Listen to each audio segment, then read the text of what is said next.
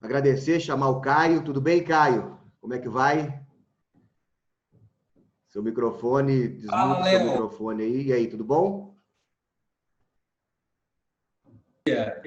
Bom dia, tudo bem? Bom dia, tudo ótimo, cara. Obrigado aí pela parceria de sempre, pelo convite. Hoje estou fazendo propaganda aqui para você. Ó, o merchandise. Isso aqui foi uma campanha que o Caio fez, muito legal lá no escritório dele. Quem comprasse uma camisa, né, Caio? Vocês iriam destinar o valor da camisa para ajudar famílias, né? Afetadas aí pela Covid. Muito legal, bacana demais. Participei, estou É, aqui fazendo a propaganda dessa.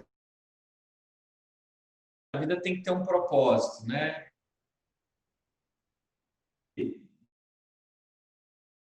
A ideia é que a gente faça a doação equivalente ao valor da camisa para famílias vítimas de Covid. E, Léo, ontem foi fantástico, né, para quem pôde participar do nosso webinar. Fica assim, mais uma vez aí o agradecimento pelas pessoas que participaram ontem. E fala um pouco sobre esse time, né, de atletas que a gente tem aqui hoje. Está faltando o Marco Seidel, né, que está chegando aqui também, mas hoje promete muito, né? Vai ser bem legal. Hoje está com o time de peso aí, né? Nós estamos com o Marcos, que é gerente de recursos humanos da Adicos, né? Cosmético, dermocosméticos, né? E o Marcos tem uma experiência gigante aí na gestão de pessoas, quase 25 anos de experiência, né? E ele vai falar um pouquinho sobre as práticas, as melhores práticas que a Adicos está implantando nesse momento, né? Vamos conversar também com a Luciana, que é gerente de recursos humanos também da ISH Tecnologia. Ontem a gente teve o prazer de ter o Alan aqui conosco, né? Que é um dos gestores aí da ISH, foi excelente. Então, por onde ela trabalha e quem é o gestor da empresa, vocês já sabem qual é o quilate aí da Luciana também, né? Tem uma experiência muito grande, vai poder compartilhar conosco muito sobre home office, aí, o que as empresas estão fazendo para manter a cultura em home office, como preservar também a questão aí de engajamento, né, da equipe à distância. Vamos conversar também com o Dr. Cássio e o Dr. Lino. Muito obrigado também pela participação. O Dr. Cássio, ele é juiz federal do trabalho lá no Espírito Santo. O Dr. Lino é desembargador federal aposentado também pelo Tribunal do Trabalho do Espírito Santo. E eles vão estar falando um pouquinho conosco aqui sobre algumas questões, né, trabalhistas aí em meio à pandemia, como as empresas podem também estar se prevenindo aí no pós-pandemia.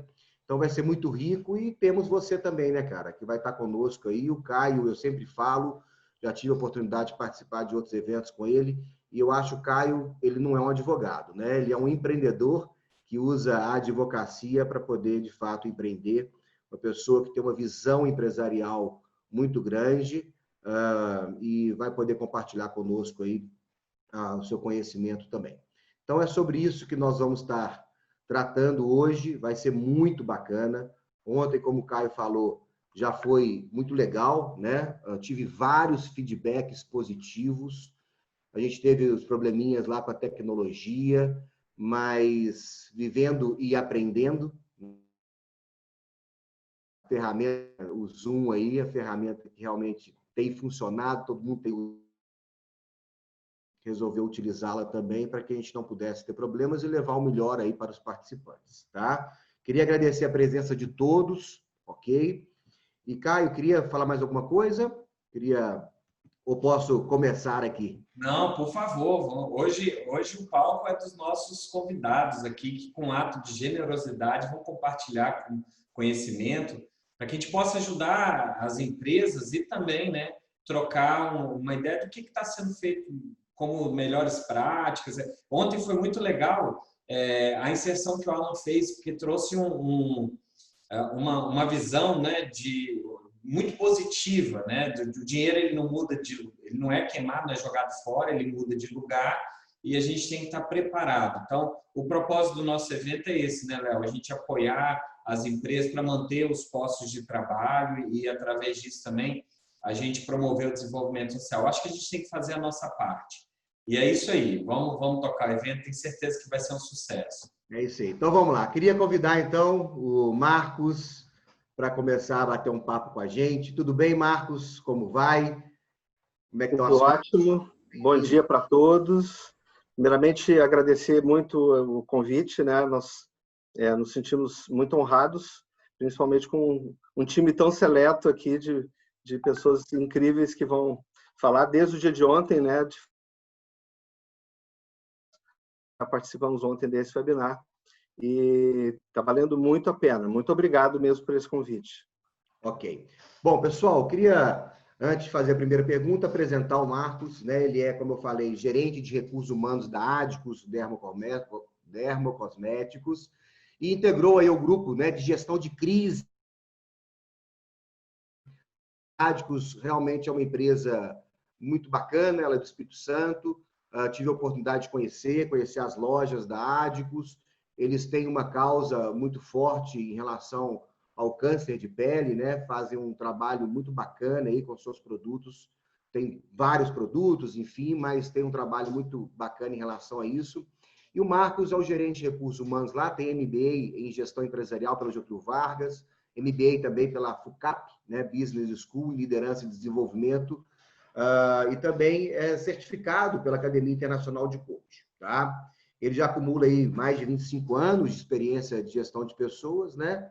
E o tema dele aqui conosco hoje é para que ele possa compartilhar as boas práticas, né, que eles estão tendo lá na empresa para a retomada das atividades agora no segundo semestre. Então, Marcos, eu queria começar te perguntando, primeiro, cara, antes de falar o que vocês estão fazendo para a retomada, me diga primeiro como é que foi o impacto. Covid chegou, quarentena, como é que a empresa se mobilizou, como é que foram o primeiro impacto que vocês tiveram em relação a isso, por gentileza? Claro. De fato, a Covid chegou, nós estávamos vindo de um ano incrível, né? Tivemos um crescimento de mais de 20% em 2019, planejamento bastante focado aí para as ações desse ano, e nem no pior dos cenários do nosso planejamento estratégico a gente imaginava ser atropelado por essa crise que foi de ordem global, e isso nos fez realmente uma mobilização diferenciada nesse período, né? Então, a primeira ação que nós fizemos foi criar um comitê de crise, né? Então, vimos que o assunto chegou atropelando e nós precisávamos ali analisar e tomar decisões rápidas, então requeria muita agilidade. Então, nós fizemos um comitê de crise com o board da empresa, a diretoria, a gestão industrial, a gestão comercial e marketing, a gerência de RH, e o comprometimento da alta direção e a nossa unidade foi realmente fundamental para as ações que viriam, né? Foi muito intenso e rapidamente nós estávamos conectados o tempo todo, discutindo ações de dia, de noite, final de semana, né? Envolvemos os gestores na divulgação das primeiras medidas, né? Aquelas medidas iniciais, tivemos que cancelar viagens, suspender eventos, reforçar medidas de higienização, enfim, disponibilização de álcool gel. Então, as reuniões já começaram a ser virtuais. Então, nós começamos ali a nos adaptar, entendendo o que viria, né? E de uma semana para outra, nós também nos organizamos para alocar, principalmente as funções administrativas em home office. Isso nunca fez parte da nossa cultura de trabalho, a gente sempre teve uma cultura de estar junto, de trabalhar presencialmente. Então, já foi uma primeira quebra, nós tínhamos tecnologia para isso, mas não tínhamos isso como prática. E, na sequência, já veio o fechamento do comércio de rua, shoppings em todo o Brasil. As nossas lojas, praticamente a nossa receita vem das nossas lojas, dos nossos pontos de venda, e tudo fechou, farmácias fecharam, as farmácias não fecharam, mas o serviço de demonstração também foi interrompido, os médicos pararam de receber visitas, enfim, foi uma avalanche de fatos que imediatamente nós vimos a nossa receita despencar em 90% de uma semana para outra, e as nossas equipes ficamos sem atividades. Nós tínhamos ali em março em torno de 460 pessoas e praticamente sem alternativa de alocação de trabalho para a maioria das pessoas, né? Mesmo a nossa rede de franqueados, que também tiveram suas lojas fechadas, então o impacto foi para nós generalizado. Os produtos da Adicus a Adicus é uma empresa de dermocosméticos, são produtos para saúde, promover beleza com saúde, mas são produtos que para muitos não são produtos de primeira necessidade, naturalmente. Então, nós vimos que isso, naquele momento, teve um impacto, na medida que as pessoas também se concentraram somente nas questões mais essenciais, né? Então, esse foi o nosso grande impacto, onde vimos a nossa produção parar no dia 26 de março. Então, nós ficamos mais de 3 meses com a nossa produção parada, né, lojas fechadas, e nós realmente nos vimos nessa situação bem difícil.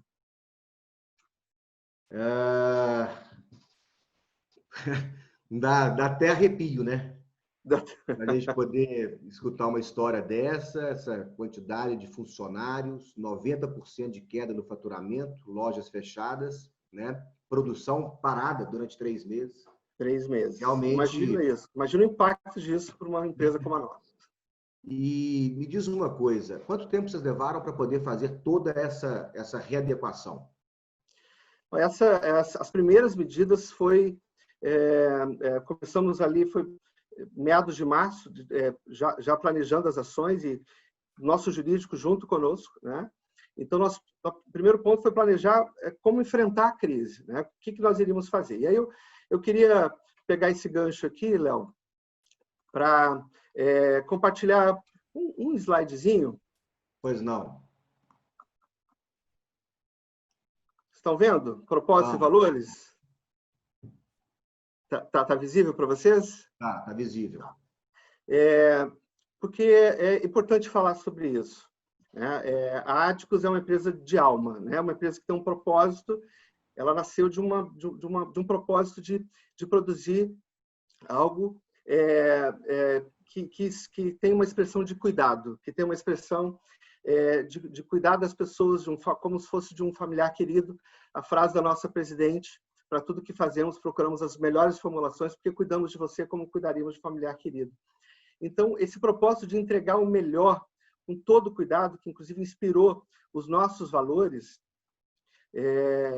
que estão aqui falando do foco no produto, serviço, na marca, do cliente, resultados sustentáveis, responsabilidade e respeito às pessoas, a questão da criatividade, flexibilidade e resiliência, atenção aos detalhes, ética e transparência. Esses valores todos, na verdade, foram colocados à prova em todo o nosso planejamento, né? Então, é importante colocar isso porque toda a nossa decisão, nós nos preocupávamos em trazer com todo cuidado o que nós iríamos fazer, né? Principalmente considerando 460 colaboradores, famílias, né? E como nós iríamos cuidar. Afinal de contas, entendíamos que essa crise seria, e de fato, passageira, mas podia ser até um pouco mais longa do que nós imaginaríamos, né? Mas, em momento nenhum, nós queríamos, né, nós tínhamos a intenção de não ter as pessoas no nosso time, né?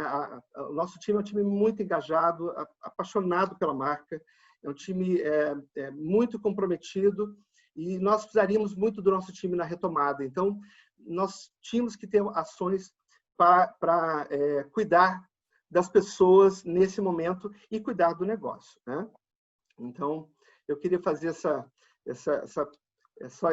apresentação dos valores, que eu acho que, sem dúvida, fez todo sentido para nós, né, na nossa Legal. formação. Eu acho que a Luciana vai poder contribuir muito, porque como que a gente mantém esses valores quando ela for falar, né, sobre o home office à distância, né?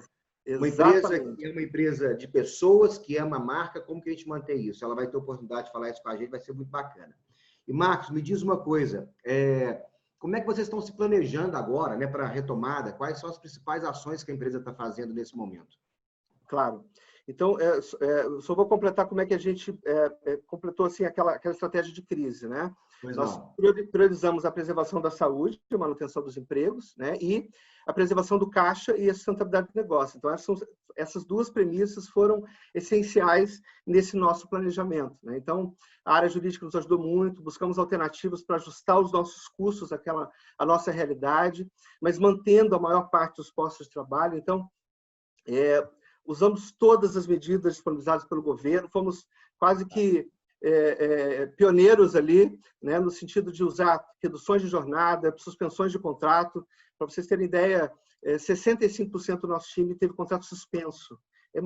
Foi um impacto muito grande para a gente, né? Renegociamos pagamentos com fornecedores, fizemos revisão orçamentária e foi tudo muito ágil, né? Além de também nos redescobrir de como intensificar nosso relacionamento com o cliente, mesmo com as lojas fechadas. Então, redescobrimos a forma de fazer delivery, o nosso e-commerce se reestruturou. Então, tudo isso, as equipes que estavam ainda ali na linha de frente, muito engajadas, e nós reaprendemos tudo isso, né? Então, na medida que o tempo foi passando e nós conseguimos aos poucos as lojas começaram a abrir de maneira tímida, né? Então nós começamos a descobrir outras maneiras de poder tocar nesse momento, e aos poucos então nós fomos nos preparando para essa retomada, né? Então, primeiro passo, nós fizemos um mapeamento das condições de saúde e risco de todos os colaboradores, né? Então, nesse período ali, no mês de abril, maio, vamos mapear quem são as pessoas.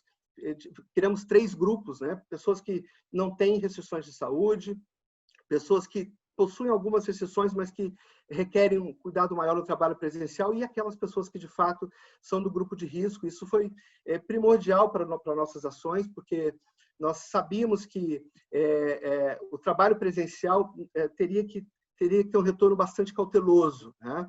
Então, nós priorizamos a atuação no home office, entendemos que era estratégico estender essa atuação em home office, justamente para reduzir o volume de pessoas nos locais de trabalho e os riscos de contágio, né? E até o momento nós não temos uma definição ainda de quando vamos retornar de maneira plena. Não é a nossa principal preocupação, mas na medida que nós precisamos trazer as pessoas de volta ao trabalho, vários mantendo em home office, aí aqueles para o trabalho presencial, seguindo também todo o nosso mapeamento de riscos, né? Então, fizemos todos os protocolos, criamos todos os protocolos de cuidados, baseado nas melhores práticas e recomendações do Ministério da Saúde. Então, um protocolo para uso de máscara, para medidas de limpeza e higiene, o distanciamento nos locais de trabalho, né, o atendimento ao cliente, a reordenação física das nossas dependências, refeitório, enfim, tudo porque nós tínhamos que nos preparar para receber novamente as pessoas no ambiente de trabalho, né? Reduzimos o horário de intervalo da refeição para o nosso time industrial. Então, assim, várias ações que nós fomos coordenando, também com a ajuda dos sindicatos que nos acolheram no sentido de também fazer acordos coletivos, nos dar essa questão jurídica também bem consolidada. As reuniões virtuais, adotamos isso de maneira integral na empresa, então isso tem sido uma outra mudança muito grande que tem funcionado muito bem. Estabelecemos protocolos de saúde, né, com base em monitoramento de sintomas, uso de telemedicina, né? Então, nós temos um monitoramento contínuo, fazemos uma pesquisa por WhatsApp com os nossos colaboradores 3 vezes por semana. Estamos acompanhando, sabendo quem tem sintomas, e uma ação imediata, né? A cada sinal de sintomas, no sentido de quem precisa isolar, como é que a gente se reordena. Então, nós treinamos fortemente nossas lideranças, colaboradores. Então, a questão da informação sobre o vírus, sobre a forma de transmissão, os sintomas, a comunicação contínua dos cuidados necessários no ambiente de trabalho e também fora do ambiente de trabalho. Então, tudo isso para nós foi absolutamente fundamental para o aculturamento dessa nova forma, né, de pensar, de agir, para a gente ter relações de trabalho seguras e saudáveis. Estamos bacana também demais. Tudo isso que você falou aí demonstra que o slide seu anterior é praticado, né? A missão da empresa, a visão que vocês têm, o carinho que vocês têm com as pessoas, como que na prática vocês estão levando isso a sério. E me diz uma coisa, além dessas adaptações, né, na fábrica, com os colaboradores, o que vocês estão pensando em fazer para as lojas, né, dentro das lojas, para a relação com os clientes e tudo mais? Como é que vai ser essa adaptação para a reabertura das lojas, por gentileza? Claro, claro. Nós já temos parte das nossas lojas abertas, apesar de em horários reduzidos, né, de acordo com as portarias municipais, com os decretos, e nós criamos toda também a questão das nossas vendedoras com máscaras, com face shields também para o atendimento ao colaborador, ao nosso cliente. Não podemos fazer uso de provadores, né, de experimentação dos produtos, que sempre foi uma marca muito forte para nós, mas nós estamos criando outras formas de nos relacionar com o nosso cliente. Temos feito atendimento por telechamada, uma coisa que nunca tinha sido feita por videochamada, né? Então, vários clientes sendo atendidos por videochamada, conversando com o nosso vendedor, podendo apresentar para eles outras maneiras de mostrar a eficácia dos nossos produtos.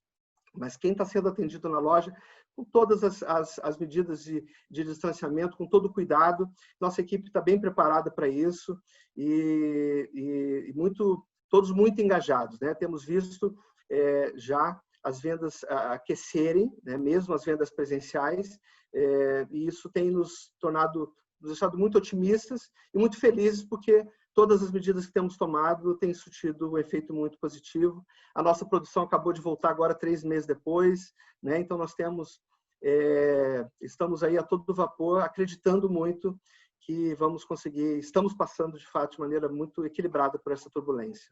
Ótimo, Marcos, parabéns, muito legal. Agora, para finalizar, em 30 segundos aí, o que você sugere para quem está nos assistindo, né? 3 ações que as pessoas podem adotar imediatamente na empresa para minimizar aí os impactos na saúde ocupacional e também na saúde dos seus clientes também, né? 3 ações simples que quem está nos assistindo pode implementar, por gentileza. Muita comunicação, né? Eu entendo que a informação ela é imprescindível, né? Então muita informação, fortalecer um ambiente de confiança com os times, essa comunicação fluida, contínua, e ter os líderes como aliados, né? Isso para nós foi fundamental. Os nossos líderes são parceiros, estão conosco monitorando sintomas, refazendo a organização dos times. Então isso tem sido muito diferente. Como recomendação também, eu colocaria a questão como eu falei no início, né? No momento de crise e turbulências que os nossos valores são colocados à prova, né, Léo? Então, assim, ser fiel aos valores, colocar o discurso em prática, estar muito aberto para mudança e aprendizado, isso para nós tem sido fundamental, pensar diferente. Nós temos feito coisas de maneira mais racional, menos custosa, mais produtivas, e que tem também trazido qualidade de vida para as pessoas, ou seja, viver essa quebra de paradigmas. Para completar, assim, praticar empatia, né? Nós temos que treinar muito essa questão, porque nós temos pessoas em situações diferentes, pessoas que têm filhos ainda que não têm escola disponível, pessoas que já estão ansiosas para voltar para o trabalho, pessoas que não estão lidando bem com toda essa crise, e nós temos que ter essa sensibilidade, né? De conjugar da melhor maneira essa preocupação com a situação de pessoal, praticar a empatia e, sobretudo, manter o otimismo, o espírito positivo, porque isso contagia, né? Nós temos que confiar em Deus o tempo todo e estar sempre acreditando. Eu creio que isso tem contagiado o nosso time. Muito bom, Marcos. Muito obrigado pela sua participação, né, por compartilhar conosco aí a experiência da Adicus. E obrigado, muito mesmo. Eu que agradeço. Muito obrigado por você continuar participando, tá? E eu queria agora convidar a Luciana para poder participar aqui conosco. A Luciana, que é gerente, né, de recursos humanos da ISH, como eu falei, de tecnologia. Ela tem MBA executivo em gestão de pessoas pela Fundação Getúlio Vargas, né? Também é certificada pela Fundação Dom Cabral em programa de desenvolvimento de dirigentes e também pela Academia Brasileira de Coaching e Desenvolvimento. A Luciana, ela já vinha fazendo um trabalho de gestão de pessoas aí à distância, home office, estabelecendo métricas, né, estabelecendo. Então, até mesmo antes da quarentena, da pandemia, então acho que vai poder contribuir muito conosco aqui nesse nosso evento. Luciana, seja muito bem-vinda. Obrigado pela Obrigada, participação. Léo. Eu, primeiramente, quero agradecer, né, pelo convite. Estou muito feliz de estar aqui, né, como o Marcos falou, dividindo o espaço com pessoas tão competentes, né? Estou me sentindo orgulhosa por estar fazendo parte aqui desse time e, de certa forma, também compartilhar um pouquinho, né, do meu conhecimento para apoiar as pessoas nesse momento aí, que é um momento difícil, né, para muitas empresas, né? O Marcos falou muito bem, muitas coisas que ele passou lá, a gente passou aqui também, algumas coisas um pouquinho diferentes, mas foi um momento de muitas mudanças, né? Mas estou muito feliz de estar aqui. Obrigada pelo convite. Bacana. Eu que agradeço pela sua participação. Então, conta para a gente um pouquinho, antes de você começar a falar exatamente sobre home office e a liderança das equipes de forma mais remota, me conta qual é a diferença, assim, vamos chamar de uma empresa tradicional, né, para uma empresa de tecnologia, né, fazer a gestão das pessoas, uma empresa tradicional, uma empresa de tecnologia, por favor. Bom, a ESH é uma empresa que tem o foco em cibersegurança, né? Então, a maioria dos colaboradores são profissionais de tecnologia.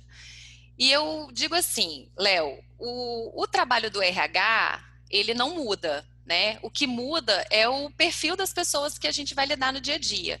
Então, as ações do RH, a forma do RH lidar com esses profissionais muda de acordo com o perfil e a cultura da empresa. Então, se eu puder te dizer assim, qual é o perfil do profissional de tecnologia, né? E qual é a cultura de uma empresa de tecnologia? Então, assim, são pessoas que valorizam uma relação personalizada. Para você reter esse profissional de tecnologia, você tem que dar oportunidade de crescimento, né? Porque se ele não vê que ele tem oportunidade de crescimento na empresa, ele vai buscar outras oportunidades.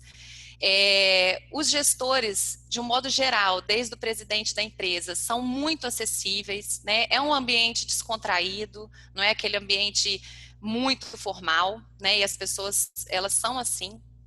É um profissional que eles se sentem à vontade de serem eles mesmos. Inclusive, a gente aplicou uma pesquisa GPTW poucos dias antes dessa pandemia, né, chegar aqui no Brasil, e a gente constatou isso. São pessoas que sentem que são valorizadas, são pessoas que se sentem à vontade de serem elas mesmas na empresa, né? E tem muito orgulho de pertencer, né? Eles sentem que eles fazem a diferença na empresa, né? São pessoas que se adaptam rapidamente às mudanças necessárias e a transição, né, dos colaboradores para o home office foi um belo exemplo disso. São profissionais extremamente comprometidos com a entrega, então, assim, eles não estão focados no horário de trabalho, eles começam um projeto e eles só param de trabalhar depois que aquele projeto é finalizado, né? E isso é um comprometimento pessoal do profissional. Eles têm uma capacidade muito grande de aceitar desafios, né? E desafios surgem todos os dias numa empresa de tecnologia, principalmente a gente que trabalha com cibersegurança. Então, tem uma cultura também de inovação muito forte. Buscam constantemente conhecimento. Então, assim, se você fizer um projeto lá, uma avaliação de desempenho, por exemplo, e tiver uma premiação, se você premiar esses colaboradores com certificações, eles vão ficar muito felizes. Então, são pessoas que buscam conhecimento constante, valorizam muito isso. E são muito ativos nas redes sociais, principalmente no LinkedIn,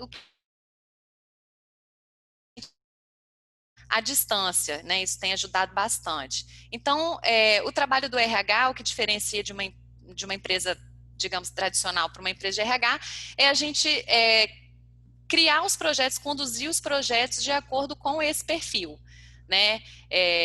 Ter uma humanização, né? Se manter conectado com as pessoas, independente da forma. Eu acho que a diferença é essa, é o profissional saber se adaptar, né?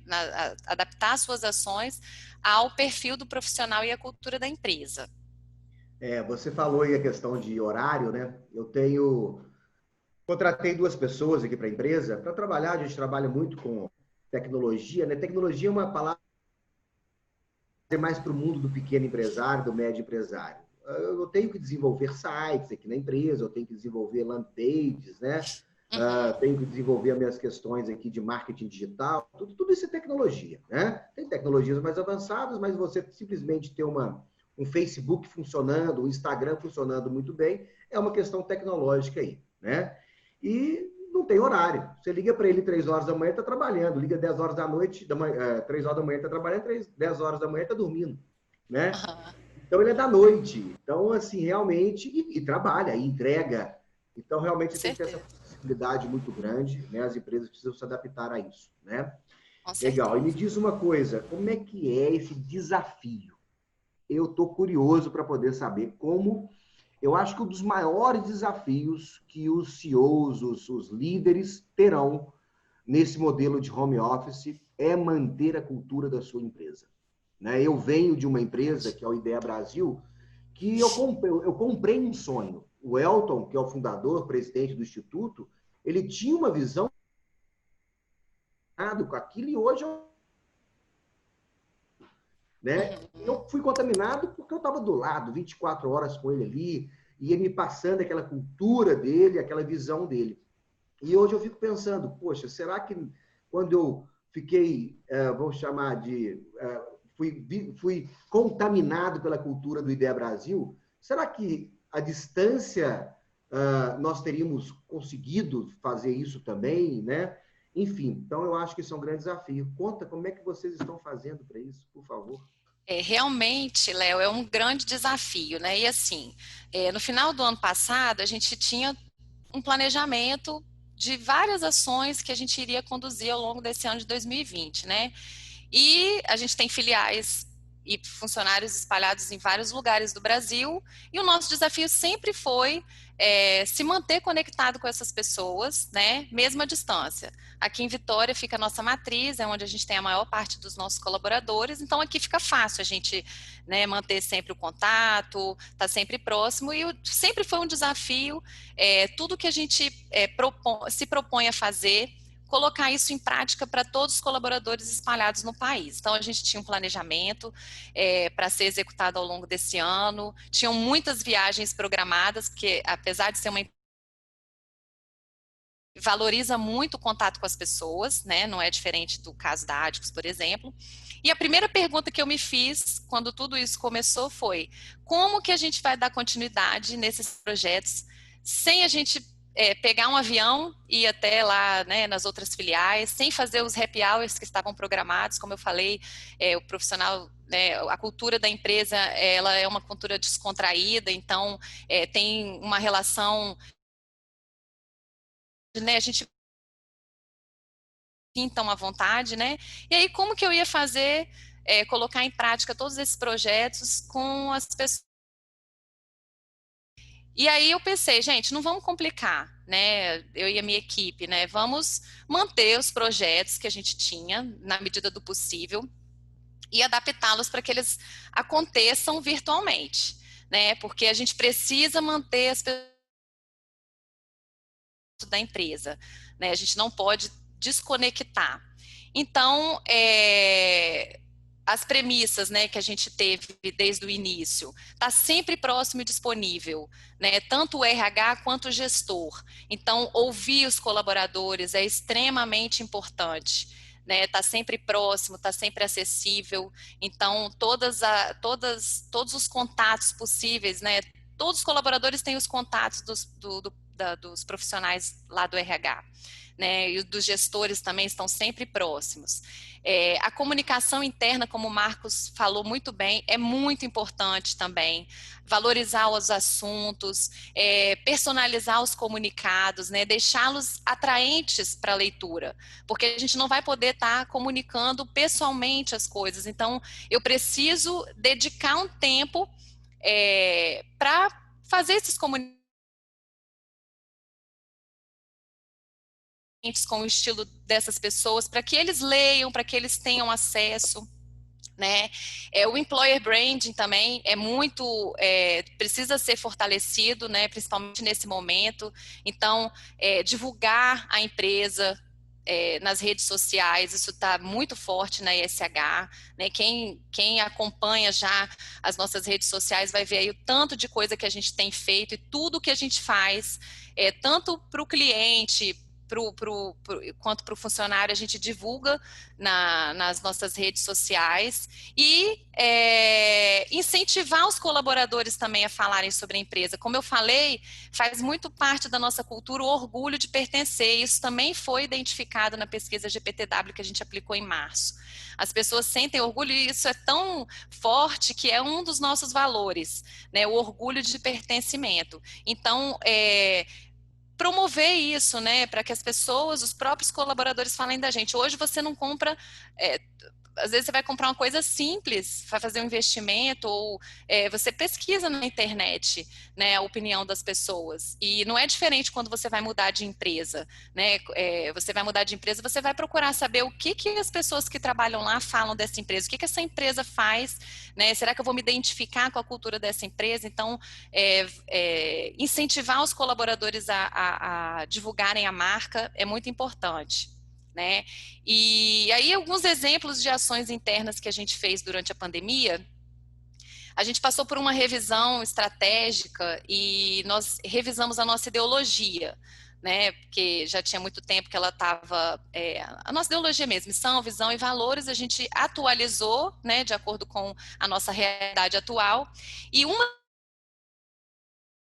2 semanas antes de decretar que o isolamento, que as pessoas não poderiam mais se aglomerar, a gente fez o lançamento, foi a última ação que nós fizemos presencial com os colaboradores, fizemos uma ação super legal para divulgar, a gente escolheu um tema que tinha tudo a ver, a gente personalizou, né? A gente criou a Cyberliga, né? São super-heróis, vários super-heróis, onde cada super-herói tem um superpoder que é um valor, né, da ESH. Cada super-herói, né, tem um superpoder. E aí a gente lançou, fez um evento e a gente tinha um planejamento ao longo do ano de fazer várias ações com esse foco, né? Porque toda ação que a gente cria, a gente sempre procura ter uma continuidade disso, né? Criar conexão sempre com aquela ação, né? Para que ela não se perca. E aí a gente pensou, e agora, como é que a gente vai fazer, né? Nós inauguramos simultaneamente, e fomos em todas as filiais, um representante do RH em cada unidade. E aí o que a gente tem feito?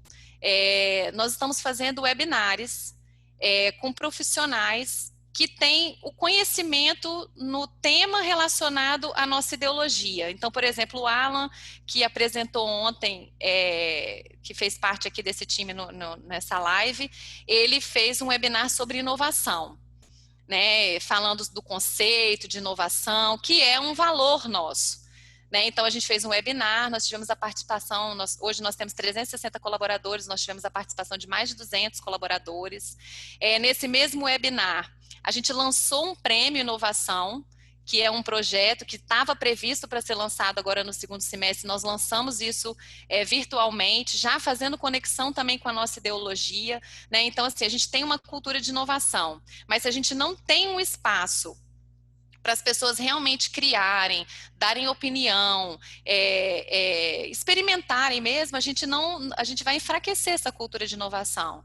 Então, a gente lançou esse projeto de inovação durante esse período, inclusive nesse webinar. A gente tem previsão de fazer outros webinários, trazendo outros profissionais para falar sobre assuntos, né, relacionados à nossa ideologia.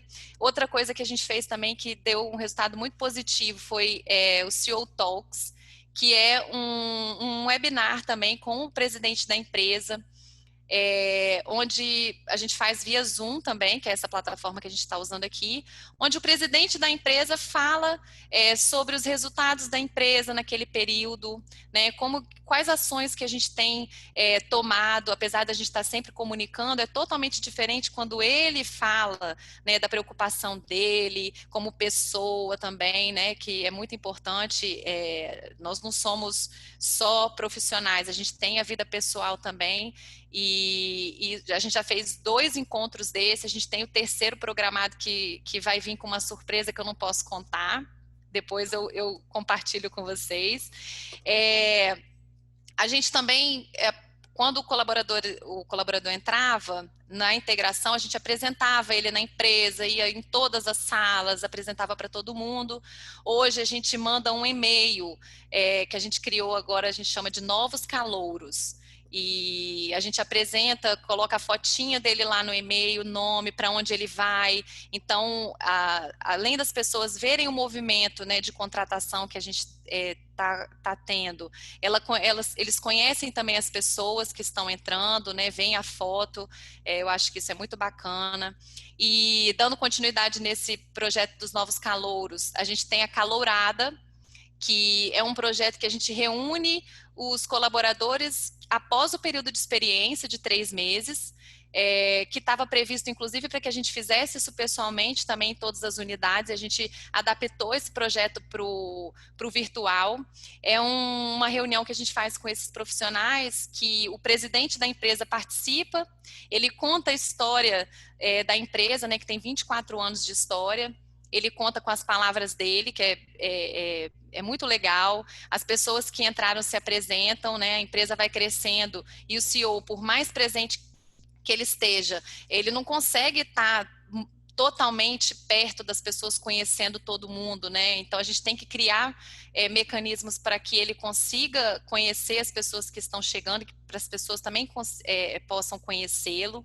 E assim, foi muito legal ter feito virtual, porque deu a possibilidade da gente colocar numa mesma sala pessoas de todo o Brasil. Né? Então, pessoas que a gente contratou em Curitiba, em São Paulo, em Vitória, elas talvez não teriam tido a oportunidade de se conhecerem em 3 meses. Né? Em algum momento do ano poderia ter algum evento, alguma coisa que elas iriam se conhecer, ou iriam interagir, mas elas puderam ter um espaço ali para se apresentarem e se conhecerem. Então, acredito que a Calourada, por exemplo, é um projeto que provavelmente ele vai continuar sendo virtual, mesmo depois que a gente retomar, né? E esse prêmio Inovação também, que eu falei que a gente lançou, as pessoas estão empolgadíssimas, né? A gente lançou e agora, no final desse mês, a gente vai divulgar o regulamento. Tá todo mundo já querendo, cadê o regulamento? Eu quero me inscrever. Então, a gente também criou conexão com a Cyberliga, né? Que é a nossa ideologia, para reforçar, porque o nosso propósito é tornar o mundo digital mais seguro. E eu acho que nunca existiu um momento tão propício para isso, né? Que o momento que as empresas precisaram passar pela transformação digital, todo mundo trabalhando em home office, e isso fez com que as empresas ficassem mais vulneráveis a ataques cibernéticos, né? Então, transformar o mundo digital mais seguro nunca fez tanto sentido como está fazendo no momento que a gente está vivendo.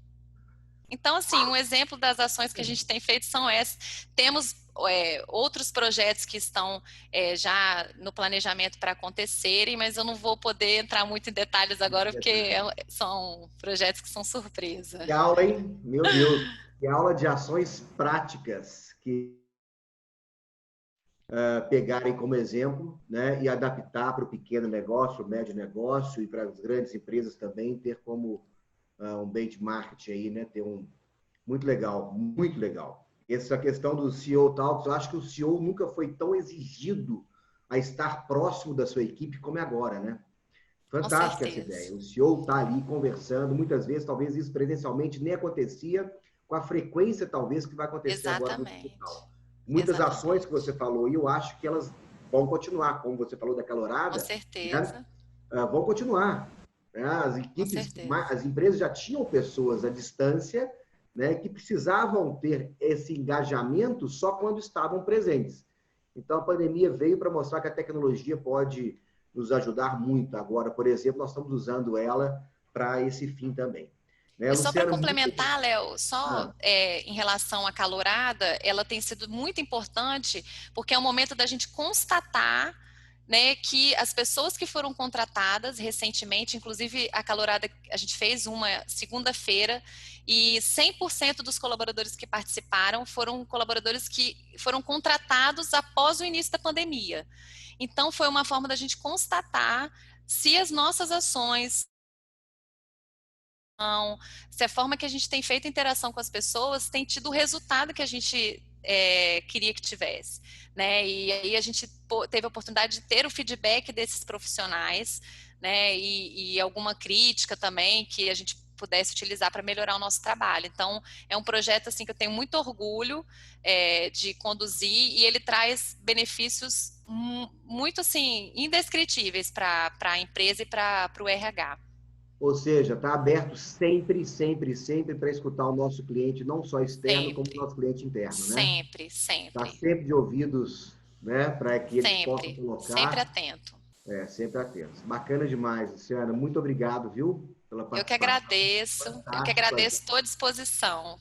Não é à toa que a ISH é a empresa que é hoje, né? E a gente vê que os resultados que uma empresa tem no futuro acontecem, né, ao longo da sua caminhada, são por ações realmente que acontecem dentro dela. Fantástico. Parabéns. Parabéns. Obrigada. Obrigada, estou à disposição. Muito obrigada. Valeu. Agora eu queria ter a honra de convidar aqui o Dr. Cássio e o Dr. Lino. Dr. Cássio, que é juiz, né, federal do trabalho, professor mestre em processo civil, é especialista em direito do trabalho e direito também aplicado, acadêmico de economia, então tem o viés econômico também na carreira dele, né? É comentarista da CBN, colunista do jornal Gazeta no Espírito Santo. Então, doutor Cássio, muito obrigado pela presença, seja muito bem-vindo ao nosso evento, obrigado pelo convite, por ter aceito o nosso convite, viu? Seja muito bem-vindo.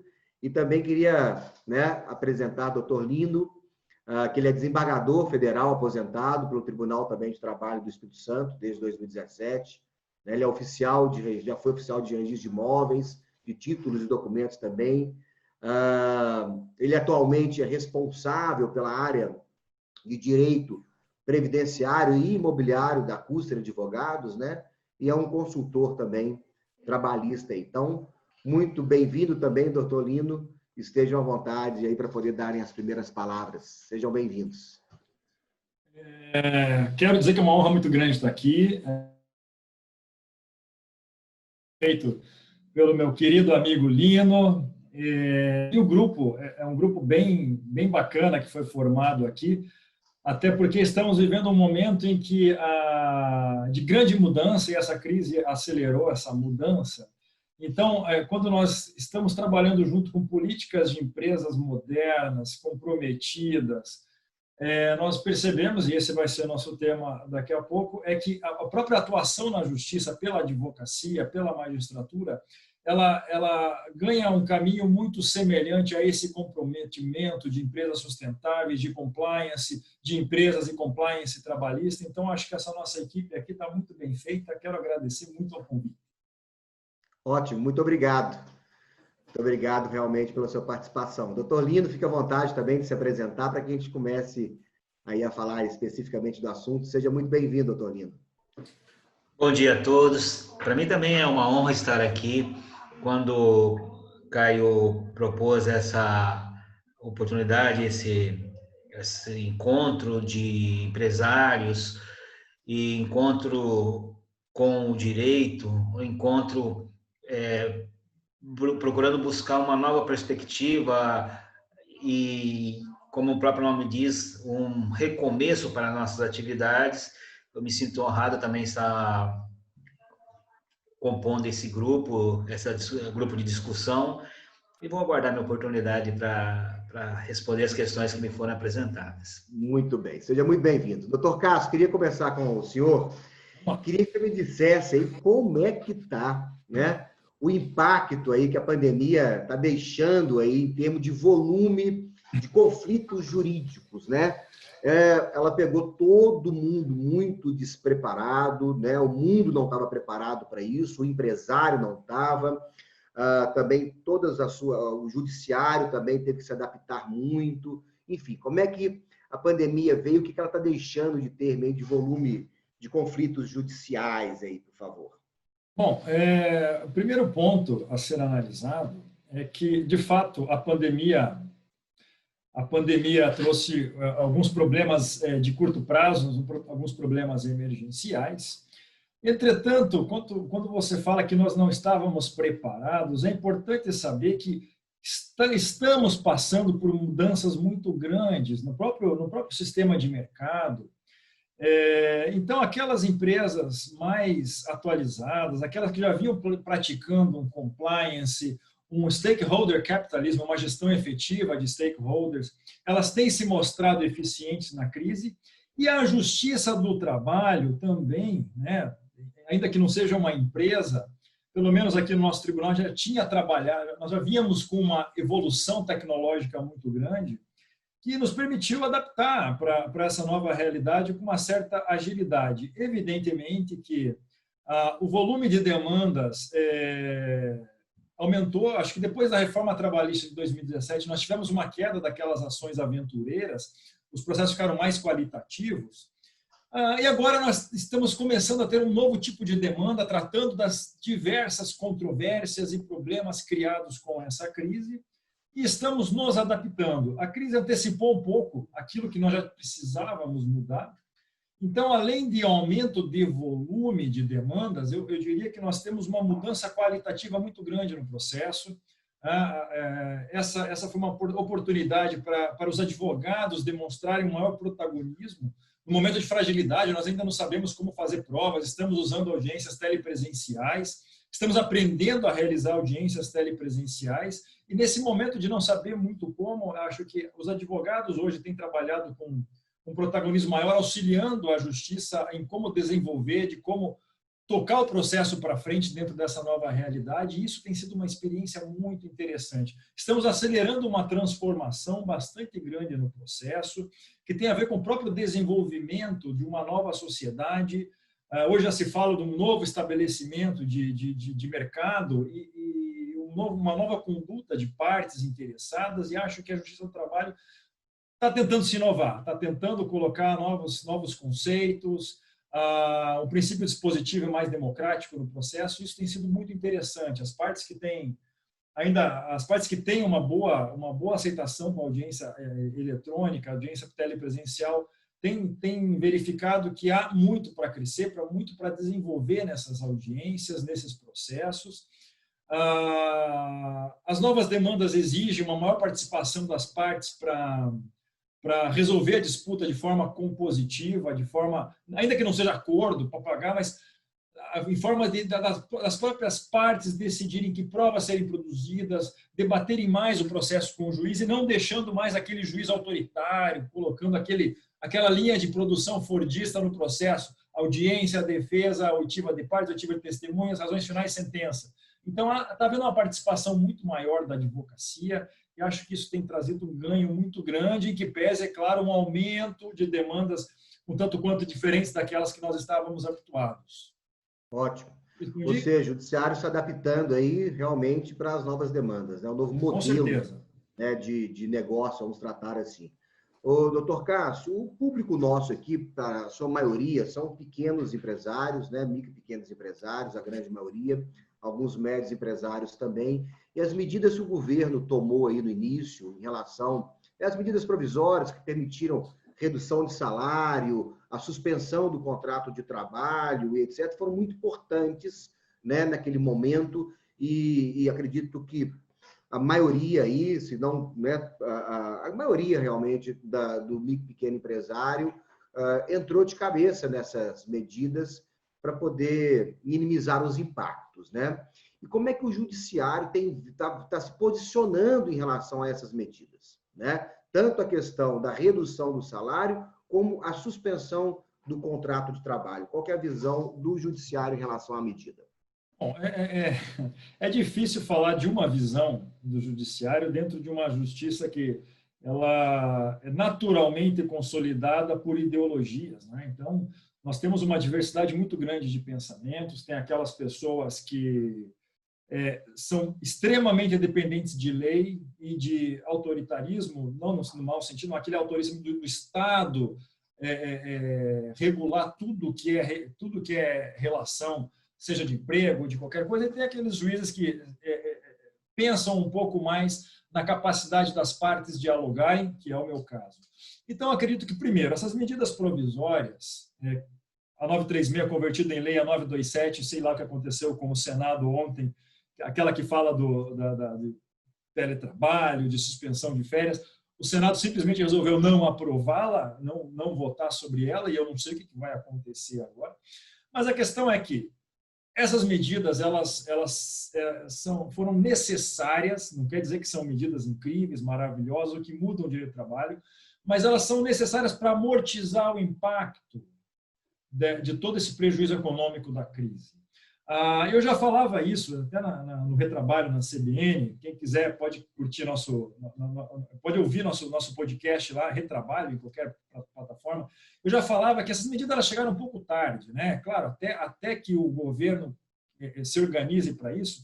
Em toda essa esteira de espera, faltou um ator social que deveria assumir um protagonismo na negociação, que eram os sindicatos. Os sindicatos ficaram omissos no começo da crise, ao invés de negociarem com as empresas, e eu acho que sempre a negociação entre as próprias partes é a melhor solução, ao invés de negociarem, ficaram aguardando o governo vir com lei, vir com medidas lineares que nem sempre resolvem a situação de cada empresa com cada realidade. Então, me parece que medidas provisórias e legislação é o diálogo de empresas com o trabalho postos a esse tipo de negociação para resolver problemas. Vamos criar vários problemas agora com a não aprovação da medida 927, a não conversão dela em lei. Então, o diálogo é importante, as medidas adotadas aqui, muito bem ditas pelo Marcos, lá pela ADICO. A ADICO é um exemplo de empresa comprometida com os stakeholders, com os trabalhadores. Esse diálogo, essa boa-fé que consegue andar, independente de lei e de MP, esses acordos, essas mudanças de contrato que conseguem equilibrar a proteção da saúde, a proteção do emprego, dentro de uma boa-fé, de um espírito cooperativo, são fundamentais. E essas mudanças feitas pela Justiça, é claro que vamos ter dúvidas que vão gerar demandas, e esperamos que não só a Justiça, como julgadora mediadora, consiga fazer com que as partes se resolvam para soluções pacíficas dessas demandas e que não crie aquele passivo de execuções absurdas para o futuro. Eu, enquanto empresário, fico muito feliz de escutar isso do Judiciário, né? O Judiciário se posicionando dessa forma. Parabéns pela postura, pela forma de conduzir o processo, porque o processo é muito mais humano, muito mais de relacionamento do que qualquer outra coisa, né? Não é um processo, tem a lei, tem o governo, tem o Estado, tem o Judiciário para poder regulamentar tudo, mas tem que ter realmente o que a Luciana trouxe, o que o Marcos trouxe do relacionamento e validado agora por você aí, em nome, né, do Judiciário. Que bacana, muito legal a sua posição. Muito obrigado por ter essa conduta aí. E quem é empresário, tenho certeza que ficou feliz de escutar isso. Tá? Queria te perguntar mais uma coisa, para a gente poder depois passar para o doutor Lino. Como é que deve ser agora aí o maior desafio, então, do Judiciário no pós-pandemia? Como é que você está vendo, né? O pós-pandemia, a gente não sabe quando vai ser ainda, né? Nós temos uma expectativa que está indo para o pós. Eu, particularmente, acho que o pós só vem depois da vacina. Não consigo prever esse futuro. Eu acho que é uma irresponsabilidade alguém querer prever uma coisa que não está tão fora do nosso âmbito, né, de conhecimento aí, mas acredito que só depois da vacina que esse pós realmente vai ser concretizado. Mas como é que vocês estão se preparando e como é que você enxerga que vai ser os desafios aí do Judiciário nesse momento, por gentileza? Bom, o Judiciário Trabalhista ele tem seus momentos de crescimento cíclico e anticíclico, né? Nós já víamos há um tempo com um momento anticíclico, né, de discursos, que a justiça do trabalho tem que fechar, que a justiça do trabalho só atrasa as questões e as relações. Com a crise verificou-se que a justiça do trabalho é importante, né? É importante para analisar todas essas dúvidas, essas controvérsias. Entretanto, me parece que, como as empresas estão mudando, a Justiça do Trabalho está se renovando, ela tem que se renovar, né? Então, meu cachorrinho entrou aqui no quarto agora. Fica aí, carinho. Então, é muito importante que a Justiça do Trabalho ela receba essa nova filosofia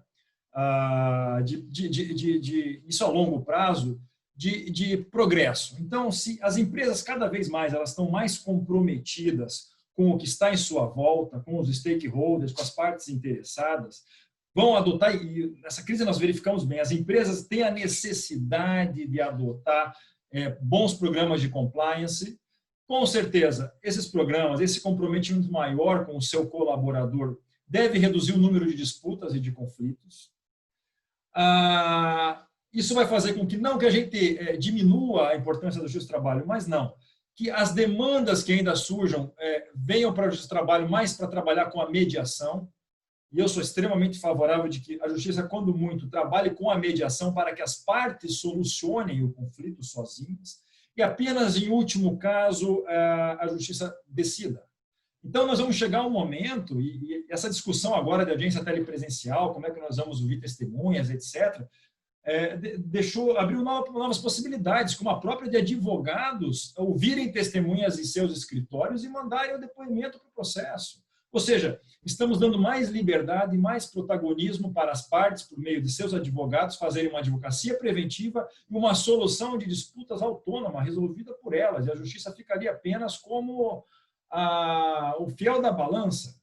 E mais do que isso, apenas como fiscalizador do bom andamento da questão, garantidor da boa-fé das partes. Ou seja, estamos dando mais liberdade, isso é fundamental na Justiça, mais liberdade para as partes decidirem o que é mais importante para elas. Acho que esse é o grande futuro da Justiça. Consequentemente, diminuindo o número de disputas, de problemas trabalhistas e aumentando o número de autocomposições, eu acho que a Justiça do Trabalho, no longo prazo, ela deve se reduzir fisicamente. Vai se manter, ela é extremamente importante, mas para os casos mais extremados. Ou seja, não vai ser aquela primeira busca do trabalhador, estou insatisfeito, vai entrar com uma ação, aquele chuva de demanda. Acho que isso não...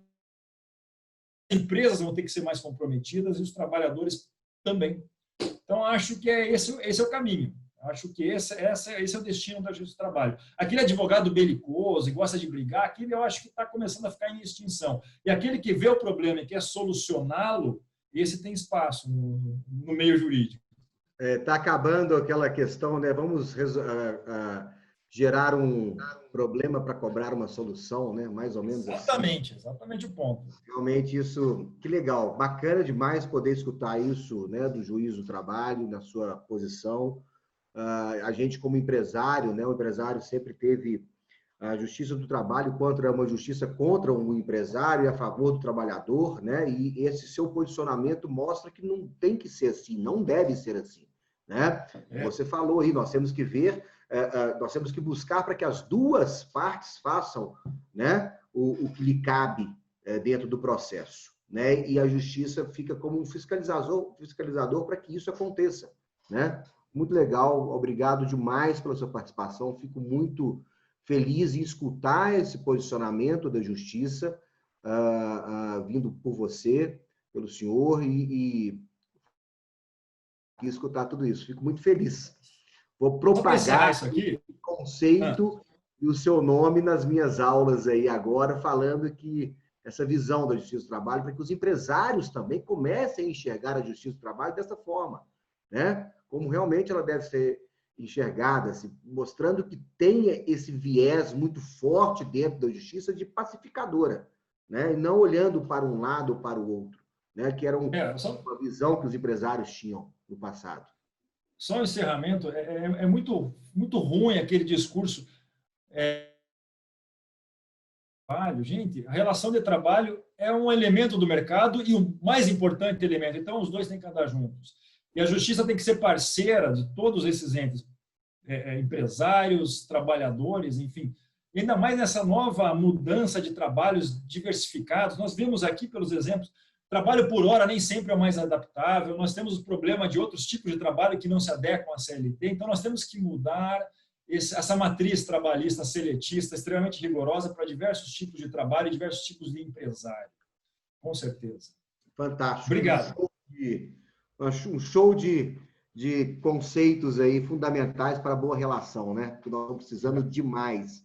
Muito. Eu falo que nós somos farinha do mesmo saco. Seja você colaborador, seja você, né, o empregador, somos farinha do mesmo saco. Nós estamos ali com o mesmo objetivo e um depende do outro na mesma proporção, né?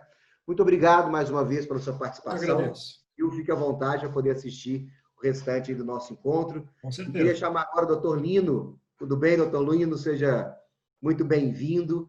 Né? O doutor Lino, que eu já apresentei aí, também já pôde falar. E eu já vou entrar te fazendo uma pergunta, doutor Lino. Tá? Me diz uma coisa. Como que deve ficar, né, a responsabilidade das empresas, né, por contaminação no ambiente de trabalho?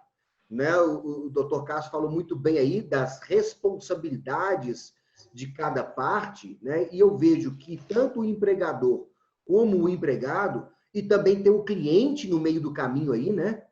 Como é que vai ficar essa relação? A pessoa se contaminou no ambiente de trabalho, como que vai ser esse processo, as responsabilidades das empresas nesse processo aí, para que ela tenha, né, todo o cuidado para que isso não aconteça? Olha, ouvindo o que o Marcos disse sobre a Adicus, eu fiquei impressionado, porque o empregador sempre teve a responsabilidade sobre o ambiente do trabalho, sobre o cuidado com a saúde do empregado, o cuidado com o meio ambiente do empregado. Tanto é que nós temos aí duas normas regulamentadoras importantes, que é a NR7, né, que é o Programa de Controle da Saúde Ocupacional, e a NR9, que cuida do Programa de Prevenção de Riscos Ambientais. Se nós analisarmos essas duas NRs, a todo momento existe lá a preocupação com o risco biológico das atividades. E se nós estamos fazendo dentro de uma situação onde há essa preocupação com a saúde, eu penso que as empresas devem atentar para o cumprimento dessas duas ANRs. E quando eu vejo uma experiência exitosa, como é da Adicus, eu fico assim... Às vezes tem um custo um pouco maior, mas o custo vai ser muito maior amanhã se a empresa tiver que indenizar, porque não tem prevenção de cuidados. Então, a responsabilidade do empregador nesse momento, no meu ponto de vista, aumentou. Porque se ele já tinha a obrigação de cuidar de situação de anormalidade, aí é que ele deve adotar os meios de... Interessante que tanto a NR7 como a NR9, elas falam de risco biológico e falam de índice de contaminação. Essa é uma preocupação enorme que deve se ter agora. Lógico que a empresa não vai ser responsabilizada se a empresa adotou as medidas necessárias, se o empregado está dentro de um grupo de risco, se os índices dentro daquela empresa ficaram em níveis aceitáveis. Então, vamos imaginar que um empregado só dentro de um grupo de 100 venha contaminar, isso está dentro do índice de contaminação aceitável. As NRs traz esses índices. Então, lógico que a empresa não vai ter. Agora, se a pandemia nasce dentro da empresa e ela se desenvolve, aí o risco é maior. Houve, de fato, uma tentativa jurídica de se afastar a Covid-19 da doença do trabalho. E é lógico que a resposta não podia ser outra que nos deram os tribunais. Isso vai depender de uma série de circunstâncias, né? Então, a empresa que já tem o seu PPRA, que já cuida da saúde dos seus trabalhadores através dos exames periódicos, me parece que agora vai ter que adotar maiores cuidados. Se ela vai ficar responsável ou não, será justamente decorrente desses cuidados que ela tomou e deve documentar tudo, contratar a compra do material de esterilização, compra dos equipamentos, agora o EPI não é só mais os normais da máscara, aí é um EPI hoje necessário que não tem previsão de máscara, não tinha antes, agora exige-se. A outra questão também é do meio ambiente, os filtros de ar-condicionado têm que ser melhor verificados, a higienização, tudo é diferente. Nós estamos vivendo uma situação atípica e essa situação é que precisa ser cuidada com mais atenção para evitar o risco. Eu tenho que, se alguém vier à justiça amanhã e falar, olha, eu fui contaminado na empresa, a empresa fala, alto lá, eu tomei essas providências, adotei essas situações, ela vai provar que aquele risco, olha, dentro do meu grupo de trabalho, apenas ele ou dois, dentro do índice de contaminação que é aceitável, não haverá responsabilidade a ser aplicada à empresa. É o meu ponto de vista, né? Ótimo. Ou seja, existe a responsabilidade do empresário, claro, para tornar o ambiente, né, cada vez mais seguro, mas, por outro lado, existe também a necessidade da comprovação que, de fato, a contaminação aconteceu naquele ambiente, né? Sim. E essa comprovação, ela vem da forma que o senhor colocou, né? O índice, quantas pessoas contaminaram, se as medidas de proteção foram adotadas ou não, de forma comprobatória, enfim. Então, os empresários que estão nos escutando, não precisam, muitos alunos entraram em contato comigo questionando, falando, perguntando sobre isso. Léo, como é que vai ser? Um funcionário se contamina, fala que foi aqui na empresa, né? Poxa, como é que vai ficar isso? A Justiça do Trabalho, como é que ela está vendo isso? Então, muito esclarecedor aí a sua posição, né? O que você traz. Então, os empresários não precisam, os empresários que estão fazendo corretamente, não tem o que temer, né? Se estão tomando as medidas corretas de tudo, não tem o que temer. E seja tanto na pandemia ou em qualquer outro acidente de trabalho que venha a ocorrer, né? Você fez tudo certinho ali, acidente de trabalho não, né? Essa pessoa falou que se acidentou e a culpa foi da empresa, porque acidente de trabalho, aí sim, realmente seria da empresa.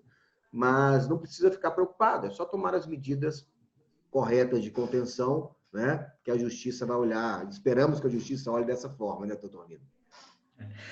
Quanto ao acidente de trabalho, Léo, existe uma situação diferenciada, porque há um entendimento que o risco, que a responsabilidade do empregador é objetiva. Mas aí é uma outra discussão jurídica e cabe outro estudo para nós discutirmos isso, né? E a grande maioria dos juízes, faz 3 anos praticamente que eu deixei a magistratura, a grande maioria entende que a responsabilidade é subjetiva, ou perdão, é objetiva. Aquele que assumiu o risco de ganhar com uma atividade fica responsável pelos danos que essa atividade proporcionar. Mas isso é uma outra tese. Na verdade, a responsabilidade objetiva, ela vai, de certa forma, inverter o ônus da prova. O empregado fala, olha, eu me acidentei. Passa-se do empregador a prova de que tem uma série de excludentes de responsabilidades, por exemplo, a culpa da própria vítima, que é o argumento mais forte que se deve adotar dentro de uma linha de defesa. Olha, a vítima, eu forneci EPI, treinei, exigi que usasse e ainda assim não foi observado. Então, adverti aqui a advertência de que não tomou a providência necessária. Então, a doença do trabalho e o acidente do trabalho em si, propriamente dito, inverte para o empregador o ônus de que ele tomou as providências necessárias. E eu digo, a maior obrigação do empregador vai ser provar que ele adotou as medidas necessárias para evitar o risco.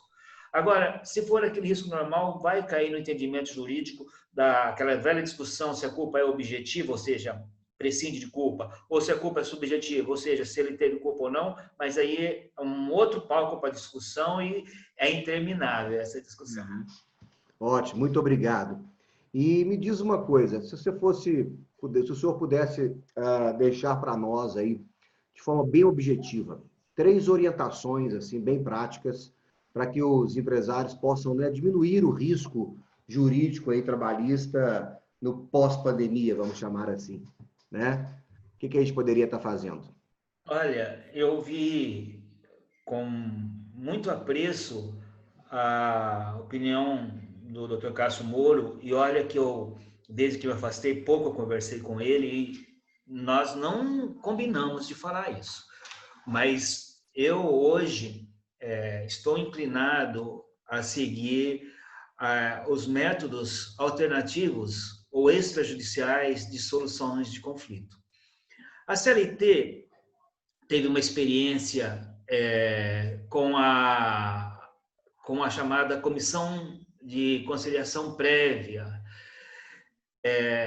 atraindo a possibilidade das empresas e dos sindicatos criarem uma comissão de conciliação dentro da empresa ou intersindical para que resolvesse todos os seus problemas, com um procedimento muito simples, que desse oportunidade de ouvir o empregado naquela solução que ele tem. Às vezes uma coisa muito simples e tem que procurar um advogado para solucionar. Eu acho que a abertura desse canal, que eu achei também a Luciana falando sobre isso, de diálogo, de feedback do empregado com o empregador. Agora, isso ganha mais legitimidade com a criação dessa comissão. 2 empregados, 2 representantes dos empregados, 2 representantes dos empregadores, mas eles vão ter estabilidade. Olha, a empresa só dispensa. Hoje, a mão de obra hoje tem um custo caro para a empresa. E quem fala assim, coloca a objeção da estabilidade dos membros da comissão como barreira para instalar essa comissão, eu acho que não consegue avaliar a grandeza, as situações que podem favorecer. E então, se o empregado amanhã, que participa dessa comissão, criar situações diferenciadas, tem os meios. A justa causa vai continuar existindo. Então, se o empregado trabalhar na comissão, resolvendo aqueles problemas de fábrica, aqueles problemas que tem normalmente, é muito bom. A outra questão é a comissão de conciliação prévia entre os sindicatos. Eu acho que, como disse o Dr. Cássio, já está passando da hora de nós começarmos a aplicar esses meios alternativos de solução de conflito. Olha, a lei de arbitragem é de 96, a lei de mediação de 2015. Verdade que a arbitragem, até há pouco tempo, só era admitida para a negociação coletiva, para os conflitos macros. Mas, com a reforma trabalhista, hoje, é possível eleger alguém para resolver aquela solução. E uma vez encontrada, a diferença da arbitragem privada, de natureza civil, da trabalhista, é que o acordo, aquela solução que se chegou, uma vez aceita, ela tem que ser homologada na Justiça do Trabalho. Da mesma forma, a mediação. A mediação, hoje, antes de botar da arbitragem, a arbitragem hoje já está sendo admitida pela reforma trabalhista a partir dos empregados que ganham 12.202, pouco mais de 2.200, desde que o empregado concorde, fulano, olha, você quer pagar advogado, se de uma parte você tem, ou nós podemos resolver isso aqui de uma outra forma, sentar a resolver. Essa situação de grandes salários, agora de 12 mil, é razoável, mas dependendo de como se praticar isso vai reduzir para salários menores e vai, no meu ponto de vista, essa arbitragem, se ela for bem aplicada, for bem utilizada, vai chegar a utilizar aí talvez acima de 3 salários mínimos ou acima do valor máximo de benefício da Previdência, que é 6.100, que eu acho muito razoável. O empregado ganha R$ 6.100, ele já tem hoje um patamar de conhecimento razoável, mas eu acho que ele começou com um salário maior para, no futuro, atingir salários menores. E uma vez, veja bem, quando eu digo que a arbitragem é admitida para salários menores, eu digo como forma de solução de conflito. Se chegou a um acordo, para quem tem 12 mil, vai aplicar a lei de arbitragem, lei 9.307/96, e acabou ali. Mas para quem tem salário menor, vai ter que ser homologado. É assim também na mediação. A mediação hoje não tem limite de salário, mas na Justiça do Trabalho, uma vez encontrou um mediador, olha, vou colocar o Marcos lá para resolver uma questão na empresa da Luciana. Não, sem problema, pode ser de outra empresa. Marcos, encontrou a solução? Ó, a solução é essa, as partes assinam uma petição de homologação, vão à Justiça do Trabalho e, estando tudo em ordem, não ferindo nenhum dos princípios protetores, ela vai ser homologada, com certeza. Aliás, a homologação de acordo não era prevista na Justiça do Trabalho, passou a ser prevista com a reforma trabalhista de 2017 e foi muito bem vista, muito bem-vinda. O TRT de Campinas tem uma experiência que eles chamam lá de MOL, Mediação Online. E resolveram um problema muito grande dos clubes de futebol agora através desse sistema pré-processual, antes de entrar com alguma medida judicial. Então, eu acho que a medida para evitar conflitos judiciais, despesas e desgastes, porque às vezes é a solução extrajudicial. Quando se estuda mediação e arbitragem, um dos principais argumentos da mediação e arbitragem é a preservação das relações. Uhum. E a comissão de conciliação prega também. O empregado, às vezes, ele quer resolver, mas não tem um canal, não tem uma forma de encontrar aquela solução e ele busca a justiça. Se ele tiver a possibilidade, às vezes, de preservar o emprego, de preservar a relação com o empregador, às vezes mesmo se desligando, mas deixando a porta aberta. Eu já vi muitas vezes, quando eu era juiz que não podia advogar, e hoje ainda não posso advogar na Justiça do Trabalho, por isso que eu sou só consultor nela, pessoas me procuravam, olha, eu tenho essa situação. E eu falava, olha, como que eu faço? Procure a empresa e converse antes de fazer qualquer coisa. Ah, mas e se não me derem canal? Bom, aí você tem que ajuizar uma reclamação. E a grande maioria dos meus amigos que me procuravam, fosse como empregados, que eu venho de uma classe operária e tenho muitos amigos, né, nessa situação, seja na classe de empresários, eu construí mais recentemente, que eu sugeri o acordo, a grande maioria evitou a judicialização do problema e resolveu. Ou seja, sempre buscar o entendimento entre as partes, né, como o Dr. Cássio falou também, muito bem colocado, e evitar a justiça, deixar a justiça sempre para o último momento, né? Eu acho que é esse o recado que está ficando muito claro aqui para os gestores, para os donos de empresa, para que a gente mantenha as relações humanas sempre em primeiro lugar, né? Independente de qualquer coisa, manter a relação para evitar qualquer a necessidade de buscar a justiça para resolver um conflito, né? Eu acho que é esse o grande recado que nós estamos recebendo aqui, tá? Doutor Lino, muito obrigado pela sua participação também, tá? Uma honra também poder conversar com o senhor e estar participando aqui desse painel nosso, desse nosso evento. E agora eu queria convidar aí o Caio Custer para poder dar as últimas palavras para nós aí, trazer toda a experiência dele como empreendedor que utiliza a justiça para empreender, eu sempre falo isso dele. Tá, doutor Lino, muito obrigado. E Caio, seja muito bem-vindo.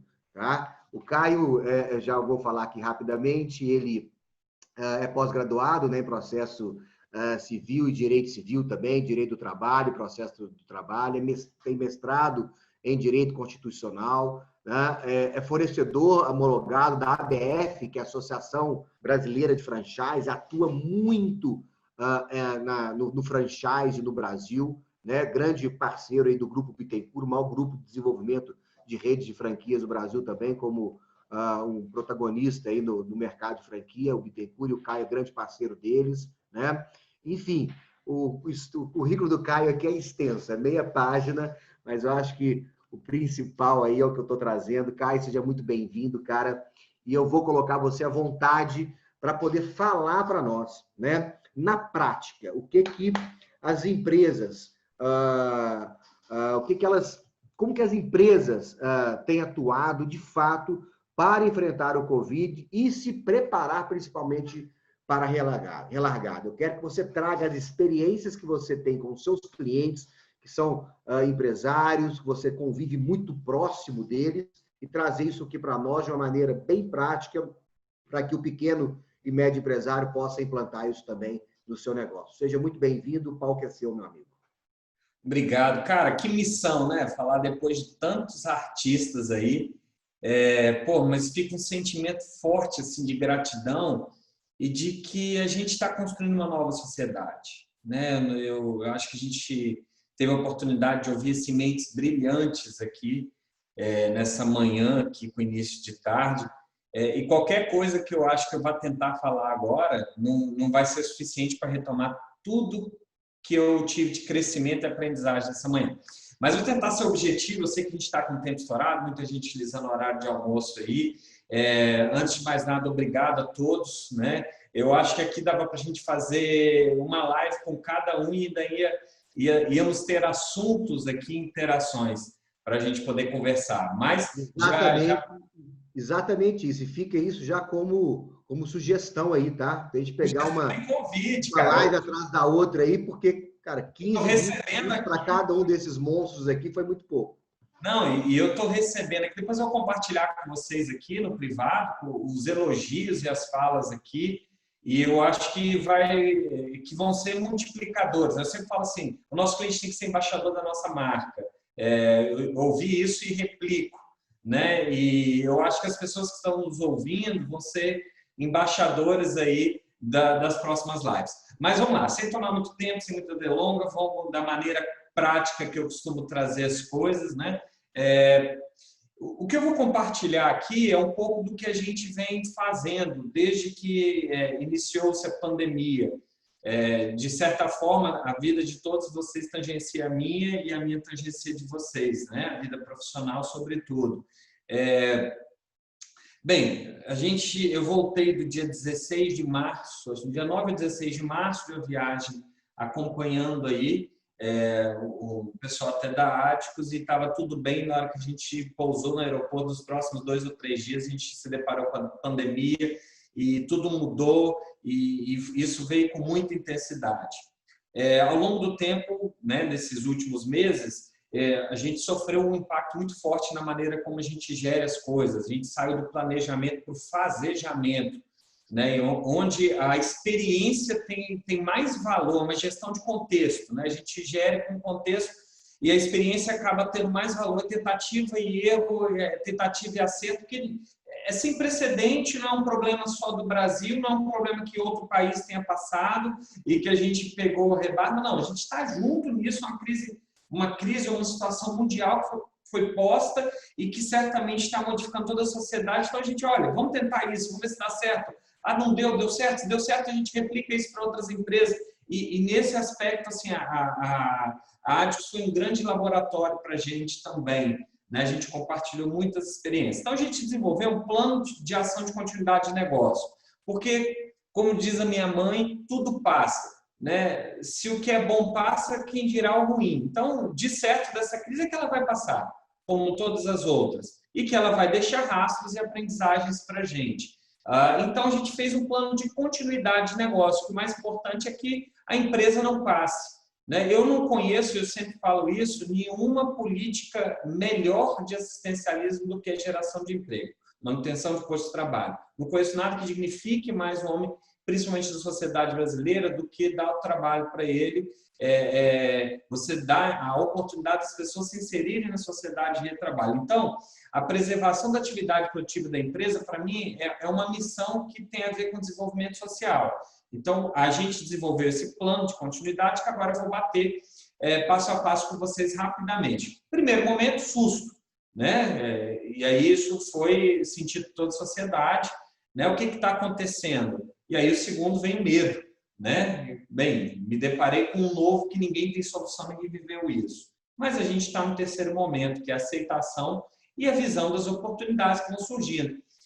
A ISH, por exemplo, é uma empresa que está crescendo de uma maneira vertiginosa com a crise.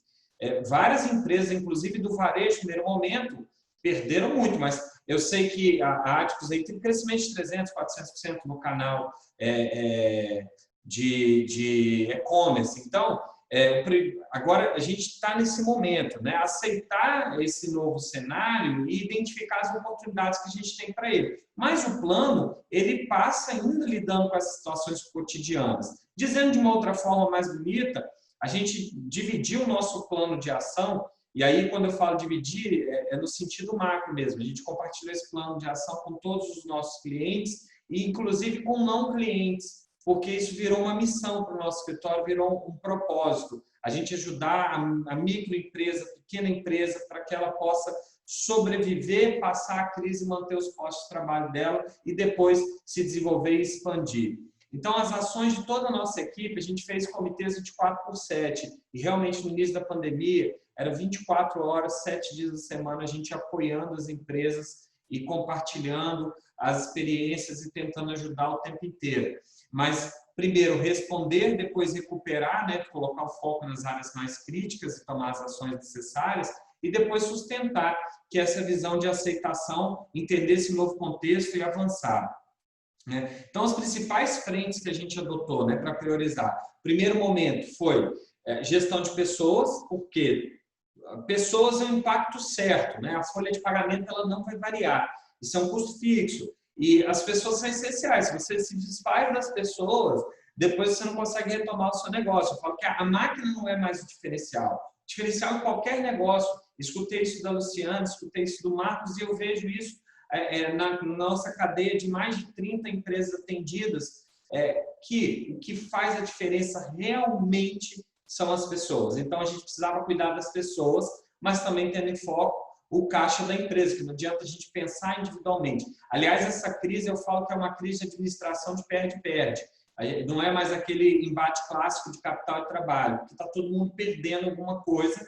Então, a gente precisa ajustar essas forças para que todo mundo sobreviva nisso. Então, não tem como se analisar só o aspecto do trabalhador, nem só o aspecto do acionista da empresa. A gente precisa entrar num todo que a gente fala, vamos perder todo mundo agora, mas vamos sobreviver, que no segundo momento a gente ganha junto também. Né? Então, depois a gente vai para os impactos financeiros, a cadeia de suprimento, que é muito importante também, né? A operação, clientes, receitas, tecnologia e meios digitais. Bem, tudo foi alicerçado em 3 pilares, trabalhista, civil e tributário. Primeiro, a gente analisou a medida provisória 927, que foi a primeira medida que saiu, e assim, uma característica da crise, né? Dessa situação toda. Ter muito cuidado com o que é anunciado em mídia. Aliás, pelo próprio governo, né? Quantas vezes que o governo veio anunciar uma medida que não aconteceu, quando aconteceu, aconteceu diferente, ou aconteceu tanto tempo depois que já não ajudou muito. Ou ainda veio com problemas assim, estruturais, jurídicos tão grandes que a medida saiu pior, vamos dizer, o remédio ficou pior do que a doença. Mas o Tocassio até falava da medida provisória 927, infelizmente ela não foi convertida em lei, mas de outra forma também, pelo menos na minha visão, o grande conteúdo dela realmente não faz mais sentido a gente estender. Uma parte dela era muito interessante porque regulamentava teletrabalho, então trazia assim, completava de certa forma a lacuna da lei que a gente já tinha desde a reforma trabalhista. Mas, de outro lado, também considerando que o governo e que vamos dizer, se você aplicou medidas de férias, olha, já não tem mais sentido, você aplicou uma férias, 2 férias, vai para terceiras férias. Então, algumas coisas realmente não faziam sentido, mas precisava ter convertido. Infelizmente, a pauta política foi maior do que a pauta jurídica ou a pauta até de interesse da nação. O segundo, a gente analisou a medida provisória também extremamente polêmica, que a gente precisou aplicar, que foi a 936, que trouxe aquelas medidas principais de redução de salário e jornada, mas também trouxe muitos aditivos e muitas questões. Depois nós tivemos um decreto regulamentando só o benefício, também trouxe jabutis, né? Eu falo assim, o jabuti aparece em cima do poste. De repente, no meio da medida tem alguma coisa ali, ou no decreto que era só para regulamentar a medida, traz condições novas, numa medida, sendo que as medidas já estavam sendo aplicadas, mas foi a pandemia jurídica que a gente está vivendo, né? E essa daí eu acho que ainda vai se estender um bom tempo. E aí nós fomos que depois a medida provisória foi convertida em lei. Então, nós de imediato assimilamos, né, redução salarial, redução de jornada, home office, e a gente foi apoiando as empresas para fazer isso da maneira mais adequada possível. Por que eu falo mais adequada possível? Bem, tudo que a gente sempre pensou foram em condições normais de temperatura e pressão, de acordo com a sociedade que a gente tinha. A gente nunca tinha vivido uma pandemia. Então, a gente vai ter que reinterpretar no futuro essas normas e as situações num contexto novo. Então, a gente tentou reinterpretar e achar soluções para uma situação inusitada, nova, dentro de um arcabouço jurídico e dentro de uma interpretação cognitiva que era realizada no passado, né? Que a gente não tinha pandemia. E aí veio a conversão dessa medida provisória, também com algumas alterações, e agora o decreto que prorrogou essa medida, que também tem alterações e criou novas condições, um novo teto salarial. Como o doutor Cássio bem alinhou, e o doutor Lino colocou também, a situação sindical, né? Eu acho que a gente hoje a gente tinha que ter passado por uma reforma sindical. Os sindicatos, infelizmente, são os últimos atores sociais a se integrarem a essa nova situação posta. Isso dificultou. Até hoje, a gente tem acordos coletivos na porta dos sindicatos. Os sindicatos não deram retorno para a gente em algumas situações. Até hoje, olha, a medida provisória já foi convertida em lei, né? E a gente não teve o retorno do sindicato. Isso acho que é um grande dificultador, mas... E depois a gente foi para o outro pilar, que é o pilar civil, né? O que entra no pilar das ações de natureza civil? Renegociação de custos de ocupação, contrato de fornecedor. Lembrando que o princípio da boa-fé é o mais importante. Não adianta você matar o seu fornecedor. Então, assim, o que a gente precisava era descobrir uma forma que a gente renegociasse. Olha, vamos perder junto, mas depois a gente ganha junto, né? E renegociar também custos de ocupação.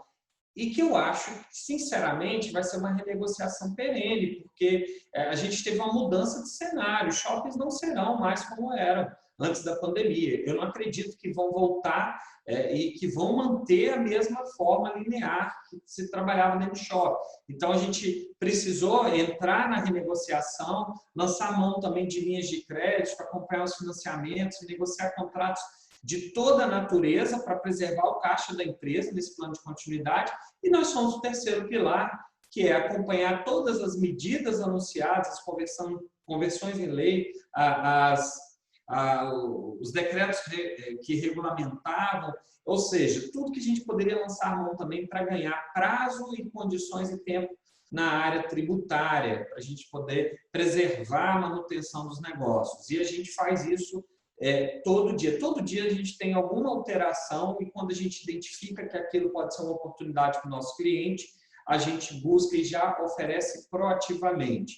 Eu vou mostrar aqui rapidamente, já finalizando, como é que são os nossos planos de ação. Isso tudo viram modelos, são planilhas mesmo, que a gente acompanha dia a dia, a gente distribui quem é o cliente, o advogado que fica responsável por aquele cliente de determinada área, a data do contato que a gente fez com o cliente, falando dessas medidas que eram possíveis serem adotadas no contexto dele, se essas medidas poderiam ser medidas trabalhistas, que tipo de medida, se é uma revisão contratual, de locação, de prestação de serviço, na tributária também, se é uma medida para Simples Nacional, se essa medida está em andamento, se ela foi finalizada, se já foi adotada.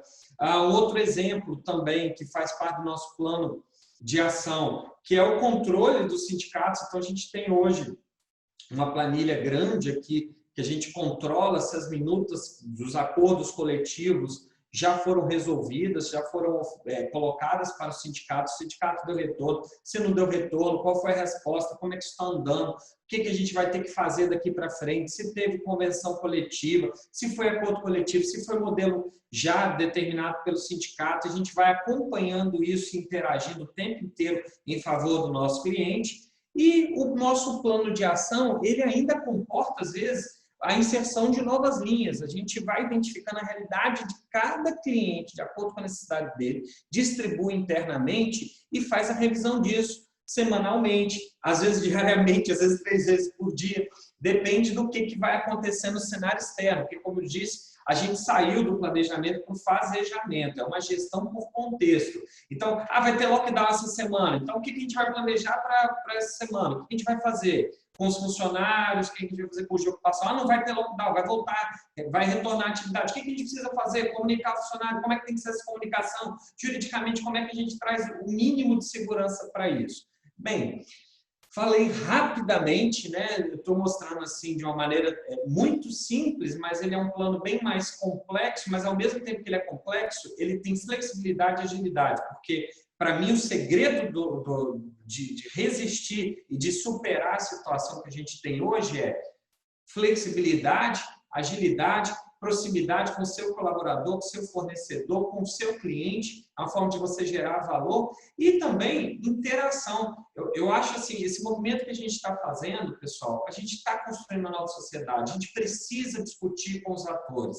Eu acho muito interessante discutir com o judiciário, discutir com atores políticos, econômicos, sindicais, porque, gente, a solução não vai cair do governo. Nós somos a sociedade, nós somos os empresários, nós somos o colaborador. Não adianta o colaborador pensar só nele, o sindicato pensar só na taxa sindical, o judiciário pensar só na aplicação da lei. A gente está com uma missão. A gente está com uma missão para atravessar uma situação e, se a gente conseguir atravessar essa situação, tendo como aprendizagem a autorresponsabilidade pela construção da nova sociedade, vou dizer para os senhores que, lógico, respeitando, preferia que a gente não tivesse perdido vida nenhuma, mas a gente sai disso mais forte, a gente sai disso vencedor e, principalmente, com a ponte feita para a construção de um país melhor. Então, é isso, gente. Eu, no final, quero agradecer. Volta para a tela com todos os participantes, por favor. Opa! Para a tela de? Aí, onde todos os participantes. Isso, ótimo. Agora está todo mundo de volta, que antes estava você e a apresentação. Legal demais, cara. Isso mostra como que os empresários devem, né, não há o que fazer se não tiver um planejamento, um plano de ação bem definido e sabendo aonde atuar para poder minimizar os impactos, né? E vocês aí no escritório, vocês fazem isso muito bem, né? Estão muito bem preparados, como eu sempre falei, vocês têm uma experiência, você traz essa experiência muito grande empresarial, né? Então consegue ver muito lado do seu cliente aí, do empresário. E acredito que vocês tenham feito um grande trabalho aí junto aos seus clientes. E aquelas pessoas que ainda não conhecem, né, a Custer Advogados, fiquem à vontade, entrem aí em contato com o Caio. Eu conheço o Caio já há bastante tempo, 12 anos aproximadamente, 10 anos, né, Caio, mais ou menos. E sempre tive uma relação muito próxima com ele, de muita confiança. Já fizemos negócios juntos, uma pessoa sempre trouxe um lado muito ético, correto, enfim, né? Uma pessoa muito competente. Então, sempre, todas as minhas relações com o Caio sempre foram muito produtivas do meu lado empresarial. Então, quem quiser, estiver precisando desse apoio, fique à vontade de acessá-lo aí, né, Caio? É isso aí, Léo. E assim, acima de tudo, né? Quando a gente falou sobre esse evento, o mais importante aqui, gente, é o propósito. E eu acho que a gente tem esse papel, a gente precisa conversar e pensar estrategicamente e ir para o campo da ação para construir essa nova sociedade, né? Isso está muito acima de ideologia, isso está muito acima de comercialização, de mercantilização. A gente precisa se autorresponsabilizar, se imbuir disso e começar a fazer diferença, gente, porque esse negócio de ficar esperando alguém decidir pela nossa vida, esperar o governo decidir, esperar ter um problema para enfrentar isso no judiciário, não, a gente tem que ser mais estratégico, a gente tem que pensar o antes, né? Eu acho que esse fica o desafio. A gente ajudou muitas empresas, Léo, durante essa pandemia sem ganho financeiro nenhum, empresas que a gente percebeu que não tinham condição de nos pagar. Foi muito tempo dedicado para isso, eu falo assim, investido, né?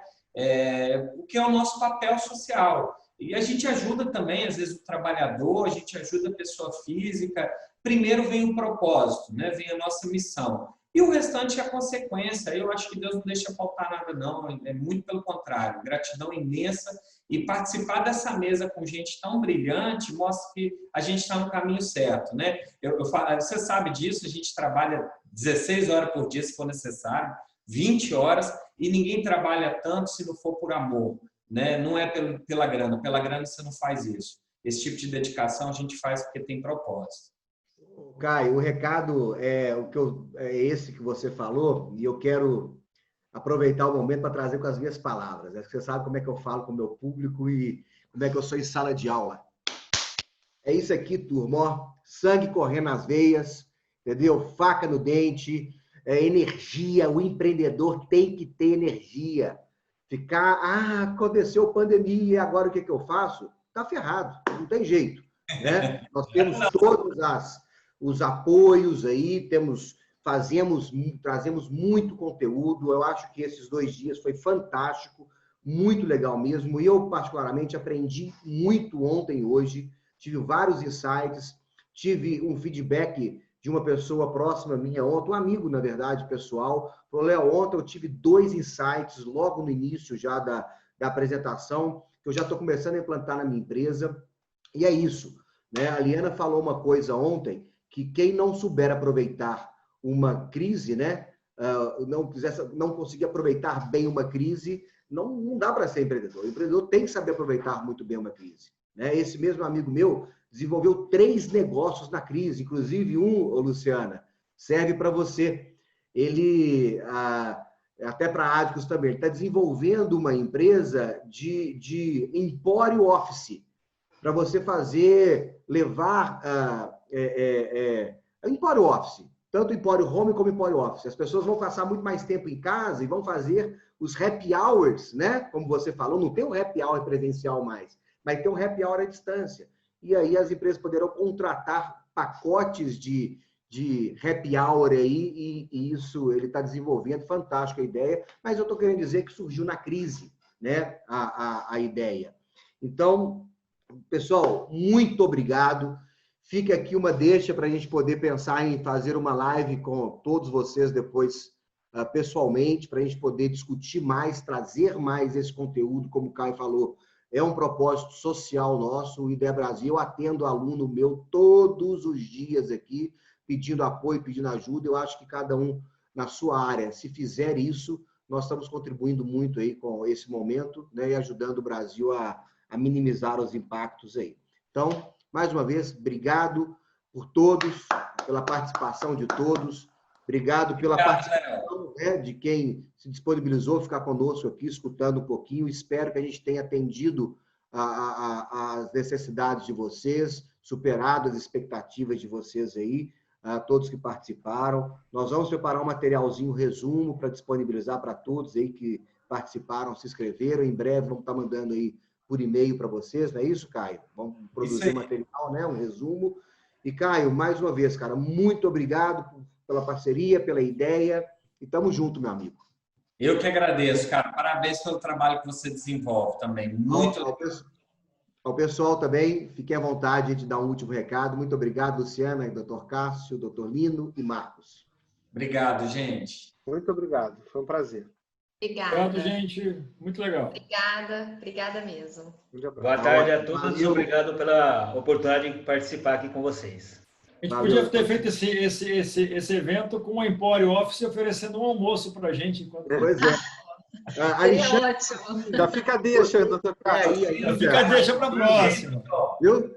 Alexandre Tassini, se você ainda estiver aí participando, veja a ideia aí para que você possa preparar esse Empório Home aí, Empório Office nas lives. Vai ser de grande valia. Quem sabe ele patrocina o próximo, né? Obrigado, gente. Muito obrigado, fiquem com Deus, tá? Boa tarde a todos. Tchau, tchau. Obrigado a todos que participaram aqui conosco. Valeu. Tchau.